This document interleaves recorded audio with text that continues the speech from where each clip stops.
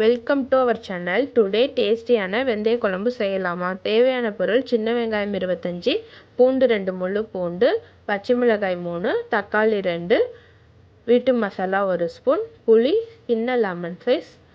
First புளியை ஊற வச்சுக்கலாம். வெங்காயம், பச்சை மிளகாய், தக்காளியை கட் பண்ணிக்கோங்க. ஸ்டவ் ஆன் பண்ணி கடாயை வச்சு 1 ஸ்பூன் வெந்தயம் போட்டு வறுத்து எடுத்துக்கோங்க. அதே கடாயில் 4 ஸ்பூன் ஆயில் ஊற்றி ஆயில் காஞ்சோன்னா 1/4 ஸ்பூன் வெந்தயம், கடுகு போட்டு கடுகு வெடிச்சோன்னா கட் பண்ண வெங்காயம், பச்சை மிளகாய், பூண்டு போட்டு வதக்குங்க. வெங்காயம் வதங்கினோன்னா கட் பண்ண தக்காளி போட்டு தேவையான உப்பு போட்டு மிக்ஸ் பண்ணி க்ளோஸ் பண்ணி வைங்க. தக்காளி நல்லா மசிஞ்சோன்னா 1 ஸ்பூன் வீட்டு மசாலா போட்டு மிக்ஸ் பண்ணுங்கள். ஊற வச்ச புளியை கரைச்சி ஊற்றுங்க. 2 டைம்ஸ் கரைச்சி ஊற்றினா போதும். மிக்ஸ் பண்ணி க்ளோஸ் பண்ணி வைங்க.